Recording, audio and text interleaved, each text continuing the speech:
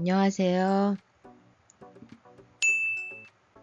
광개토 태양 비문 해설과 임나가라 위치, 인터넷 교보, 예스24, 알라딘 등 온라인 서점과 오프라인 서점에서 판매 중입니다. 잘 부탁드립니다. 오늘은 지난번에 이제 먼저 설명드렸었던 광개토태양 비문이 이제 영락 5년에 나오는 신묘년조의 왜가 무엇인가에서부터 이제 이 태왕릉 비문에 대해서 계속 설명을 드리고 있는데요. 그 영락 5년의 신묘년조의 왜는 규슈백제라고 말씀을 드렸었습니다. 이 부분을 아직 못 들으신 분들은 거기에 그 재생 목록에 있기 때문에 거기에 가서 좀 들어주시면 감사하겠습니다. 이 신묘년조의 왜가 규슈백제인데 이제 신묘년에 무슨 일이 있었느냐가 중요한 거예요. 신묘년은 광개토 태왕이 즉위한 즉위년입니다. 391년에. 근데 태왕이 즉위한 391년에 그게 신묘년인데 신묘년에 태왕은 즉위하고 그 백제 진사왕하고 전쟁에서 아주 크게 대승을 2번을 합니다.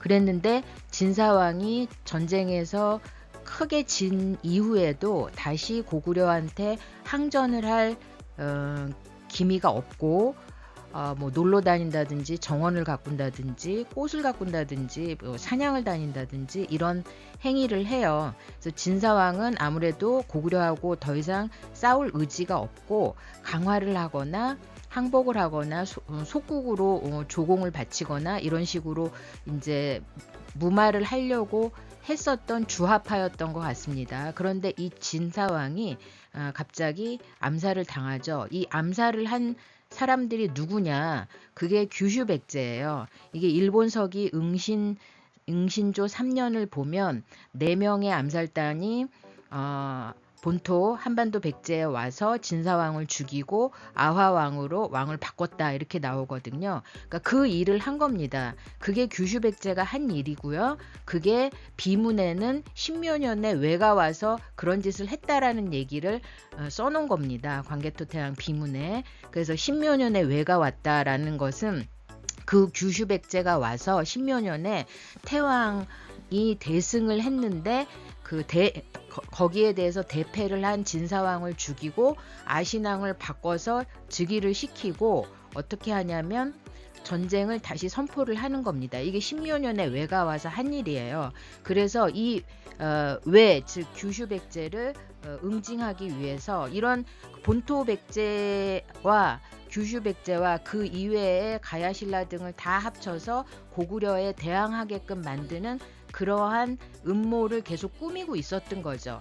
그 본진이 규슈에 있었던 거예요. 그래서 신묘년에 왜가 왔다라는 것은 비문의 영락 5년조에 나오는 신묘년에 왜가 왔다는 것은 그러한 정황에 대한 얘기를 하고 있는 겁니다. 그래서 규슈에 가서 계속해서 대고구려 반고구려 연합전선을 만들어서 고구려에게 항전하게끔 계속 들쑤시고 자극을 하는 그런 세력이 규슈에 있었다는 걸 알고 고구려의 입장에서 광개토태양 입장에서는 징벌적 정벌을 해야 된다라는 것을 선포하고 말하기 위해서 광개토태양 비문 영락 5년에 신묘년에 왜라는 말이 나온 겁니다. 그래서 그 뒤에 그러면 정권을 바꾸고 어떻게 했느냐. 진사왕을 암살하고 아신왕으로 정권을 바꾼 다음에 아신왕이 대고구려 항전을 선포하죠. 이 내용이 삼국사기에 나와 있는 거죠. 아신왕으로 정권을 바꾼 다음에 백제가 어떻게 했느냐. 그래서 영락 6년 병신년인 396년과 비문의 영락 6년과 삼국사기의 내용을 비교를 해보면 알 수 있다라는 말씀을 드렸습니다. 삼국사기에 보면 393년, 394년, 395년 3년 내리 백제 아신왕이 계속 전쟁에서 대패를 합니다. 그런데 요 정작 영락 6년 비문의 영락 6년인 396년 기록은 삼국사기에는 그 기록은 없어요.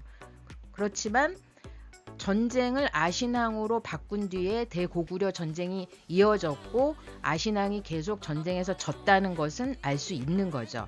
그래서 어떻게 알 수 있냐면 정리할 수 있냐면 비문에 나온 영락 6년인 396년은 삼국사기에 나온 393, 394, 395년 3년의 내용 3년 동안 있었던 모든 전쟁의 내용이 영락 6년에 들어가서 자세하게 기록이 돼 있는 걸로 생각할 수 있다. 이렇게 말씀드렸습니다. 그리고 이제 397년에 삼국사기에 보면 397년에 백제 아신왕이 외하고 다시 화통을 하고 태자 전지를 볼모로 보냈다 뭐 이런 얘기가 나오거든요. 그러니까 다시 말해서 다시 비문의 영락 6년인 396년에는 아신왕이 완전히 항복을 하고 무릎을 꿇고 고구려의 노객과 그러니까 속국이 돼서 살겠다라고 완전히 맹세를 했는데 그 맹세를 깨고 다시 그 다음 해인 397년에 즉 규슈백제와 다시 연합을 해서 대고구려 반고구려 연합전선으로서 다시 활동을 재개할 것이라는 것을 나타내는 기록이 나타나는 거죠. 이 얘기가 이제 비문에서는 이제 399년에 즉 기해년에 알았다. 백제가 외랑 다시 백잔이 외하고 다시 화통해서 고구려에 대항하려고 하는 작당 모의를 하는 것을 고구려가 알았다. 그랬기 때문에 다시 규슈백제가 반고구려 연합전선을 획책하는 본진이 규슈백제라는 걸 알았기 때문에 규슈를 반드시 응징하고 정벌할 수밖에 없다. 그런 정치적인 동기에 대해서 말을 하고 있는 거죠. 그 얘기를 광개토 태양릉 비문은 사실상 영락 5년부터 그 얘기를 일관되게 쭉 얘기를 하고 있는 거예요. 규슈에 왜 고구려가 정벌을 갈 수밖에 없었는지에 대한 설명을 꾸준히 일관되게 하고 있는 겁니다. 그래서 영락 6년에는 백제가 그렇게 항복을 하고 고구려에게 종복 속국으로 살겠다고 맹세를 했는데 그랬음에도 불구하고 그 다음에 다시 즉 규슈백제하고 다시 화통을 해서 반고구려 연합전선 대고구려 항전을 계속하겠다라는 의지를 밝히고 행동을 하기 시작한 거죠. 그래서 고구려는 이걸 알았기 때문에 어떻게 할 수밖에 없었느냐. 어떻게 해야 되겠어요? 규슈 백제가 계속해서 이러한 고구려에게 대항하는 연합 작전 계획을 계속 규슈 백제가 그 일을 하고 있기 때문에 그 본진이 거기 있기 때문에 그 본토에 있는 본토 백제를 계속 꼬드기는 거죠. 고구려하고 계속 전쟁하라고 부추기고 또 연합전선, 그다음에 가야신라까지 다 끌어들이는 이런 일을 계속 하고 있기 때문에 고구려 광개토 태왕 입장에서는 반드시 규슈백제를 응징하고 징벌할 수밖에 없는 거죠. 그래서 그렇게 하기 위해서는 전쟁 비용이 필요한 겁니다. 전쟁 비용도 필요하고 또 신라가 자꾸 넘어가잖아요. 저쪽으로. 넘어갈까 말까라고 고민하고 있는 그런 와중에 왔다 갔다 하고 있는 거기 때문에 신라도 단도리를 해야 되는 겁니다. 확실히 고구려 편에 서서 절대로 백제 편으로 넘어가지 않게끔 그러한 준비를 하는 내용, 그 내용이 바로 영락 8년과 영락 9년의 내용입니다. 그래서 오늘은 그 내용, 영락 8년과 영락 9년에 대해서 말씀드리겠습니다. 영락 8년, 그러니까 영락 6년 다음에 나오는 게 영락 8년 무술년 398년이고요. 영락 9년 기해년 399년입니다. 먼저 결론부터 말씀드리자면 영락 8년의 무술년은 숙신을 정벌했다라는 얘기가 나와요. 그 얘기는 전쟁 비용을 숙신해서 마련했다는 얘기고요. 기해년은 신라의 외가 가득 찼기 때문에 신라가 구원 요청을 했기 때문에 고구려가 구원을 해주러 갔다. 그런 얘기가 나옵니다. 이것은 정치적 대의 명분을 마련하기 위한 기록이라고 볼 수 있습니다. 이거에 대해서 말씀드리겠습니다. 영락 8년의 내용을 일단 보시면 무술년입니다. 그 내용에 교를 내려서 소규모 부대를 보내 숙신의 땅과 계곡을 살펴보게 했다. 이에 곧 막 나선 가테라곡의 남녀 300명을 사로잡았다. 이로부터 숙신은 고구려에 조공하고 나라의 일을 사업보고와 토의를 하게 했다. 이제 숙신정벌에 대해서 나오고요. 맨 끝에 보면은 조공 논사라고 나와요. 이 일에 조공 논사. 이로부터 숙신이 조공을 하고 사업 토의를 했다. 무슨 일에 사업 토의를 했냐?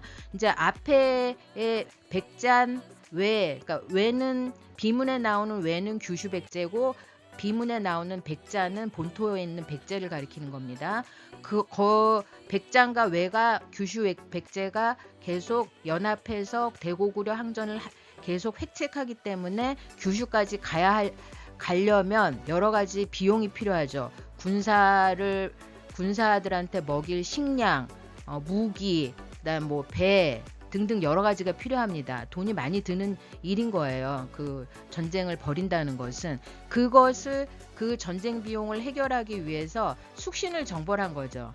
숙신을 정벌하고 거기서부터 전쟁 비용을 마련한 겁니다.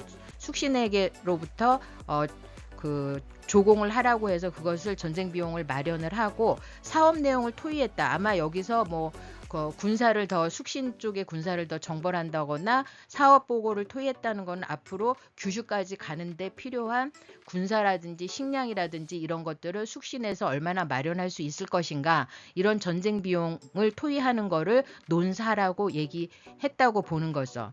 그리고 그 다음에 이제 문제가 되는 게 기해년이에요. 영락 9년 399년 기해년에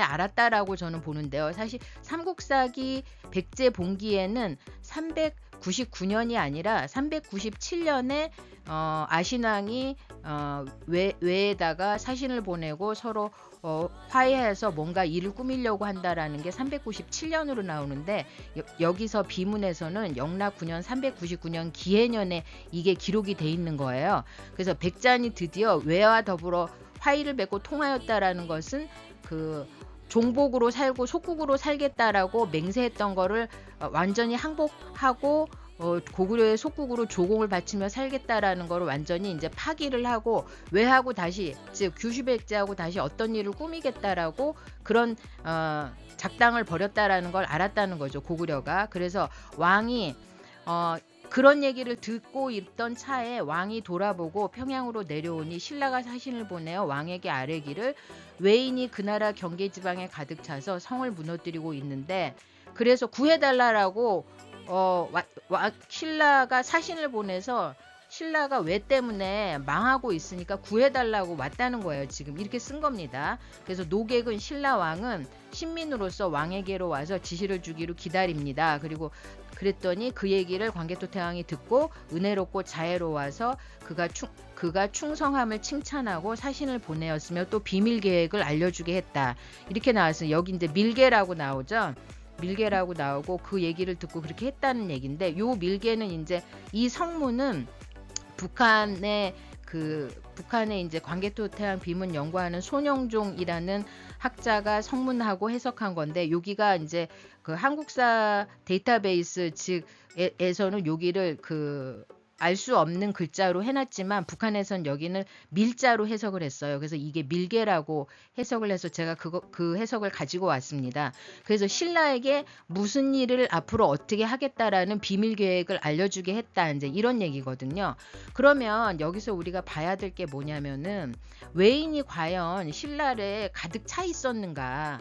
정말 외가 쳐들어와가지고 신라가 절체절명의 위기에 몰려서 멸망 직전까지 가가지고 고구려한테 도움을 청할 수밖에 없는 그러한 상황이었는가? 그걸 삼국사기 신라본기를 보면 알 수가 있겠죠. 삼국사기 신라본기는 어떻게 기록이 돼 있는지 보겠습니다. 신라가 왜 침략으로 곧 망하게 됐다고 막 그렇게 이제, 그래서 고구려에다 구원을 요청한다고 그렇게 비문에는 써 있는데요. 그런데 이제 399년 전후로 신라본기 외침략 기사를 신라본기를 보면요. 이건 좀 멀기는 하지만 346년부터 보겠습니다. 흐레 이사금 346년에 외가 금성을 포위하고 강하게 공격했지만 왕이 모두 격퇴를 했습니다. 그 다음에 내물 이사금 9년을 보면 364년이에요. 용맹한 군사 1000명을 부연의 동쪽 들판에 매복해 있다가 외인이 대패해서 달아나자 추격해서 그들을 다 죽였다. 그러니까 내물 이사금 9년에 364년에 외를 다 물리쳤어요. 그 다음에 내물 이사금 38년, 이게 393년입니다. 보병 1000명을 보내 독산까지 추격해서 외인을 크게 물리쳐서 다 죽였고, 그래서 죽이거나 사로잡은 사람이 매우 많았다. 그래서 외를 다 물리쳤어요. 그래서 이 이제 399년에 그 비문에 나온 399년에 신라가 왜한테 완전히 점령당해서 절체절명의 그렇게 신라가 멸망할 만큼 위기에 처해 있다라는 기록은 삼국사기 신라본기에 안 나옵니다. 그런 기록이 없어요. 이게 그 비문에만 이렇게 나오는 거예요. 실제로 신라는 그러니까 규슈나 규슈로 넘어간 세력인데, 이거에 대해서는 다시 또 설명을 드리겠습니다. 실제로 신라를 공격했던 규슈에서 온 왜는 신라 정권을 위협했던 반신라 세력들인데요. 근데 이 규슈로부터 와서 신라를 공격한 이 왜를 계속 물리치고 있었습니다. 신라는 그렇게 절체절명의 위기에 닥쳐 있지 않았어요. 그렇다면 왜 도대체 광개토왕 비문 399년에는 그렇게 기해년에는 왜 그렇게 써 있었을까? 왜 그렇게 기록했을까? 이게 문제가 되는 거죠, 이제. 그럼 고구려가 그렇게 기록을 한 데는 이유가 있겠죠. 어떤 이유 때문에 그런 기록을 했을까? 근데 삼국사기 신라본기에는 나오지 않는 기록이 비문 399년 기해년에는 그렇게 나온다는 말이에요. 그럼 왜 그걸 썼는지 이제 고구려의 입장을 알아보면 되죠. 그러면 지금 말씀드린 대로, 이제 아까 방금 말씀드린 대로 신라는 계속 그렇게 해서 왜를 물리치고 있었고, 신라가 왜 때문에 그렇게 절체절명의 위기에 처해 있지는 않았었다. 그렇다면 비문의 기해년 기사는 신라본기의 내용하고 상충되고 있는데, 그렇다면 둘 중 하나는 거짓이란 말인가? 근데 이렇게 보면 안 되는 거죠. 그렇게 보면 안 되고, 비문에서 그 얘기를 고구려가 썼던 이유에 대해서 생각을 해봐야 되는 거예요. 비문의 첫 부분부터 뭐라고 나와 있냐면, 고구려가 단군 조선의 적통임을 선포를 하고 있습니다. 그 첫 부분의 첫 줄에 유석시조, 추모왕, 지창기야, 출자, 북부여 그렇게 나오잖아요. 천재지자, 모하백녀 이렇게 나오잖아요. 그러니까 그 단군조선의 적통은 단군조선에서 북부여로 가고, 북부여에서 고구려로 왔다. 그래서 추모왕은 단군조선과 북부여를 거친 고구려의 왕은 적통이다. 단군조선의 적통이다. 따라서 그 백제든 신라든 단군조선에 다 속국이고 번국으로 있었기 때문에 그 나라들이 고구려에다가 고구려의 속민이 되고 신민이 되고 해서 조공을 바치는 건 당연한 거예요. 처음부터 그렇게 얘기를 하고 있습니다. 비문의 첫 줄에서는 고구려 입장에서는 단군조선의 속국이었던 백제 신라가 고구려한테 다시 속국이 되고 조공을 바치는 거는 당연한 건데, 그거를 자꾸 그 질서를 해치는 어떤 짓을 하는 그 세력들이 나쁜 세력이라서 그걸 징벌하는 게 당연하다라는 얘기를 사실상 첫 줄부터 밝히고 있는 거예요. 그래서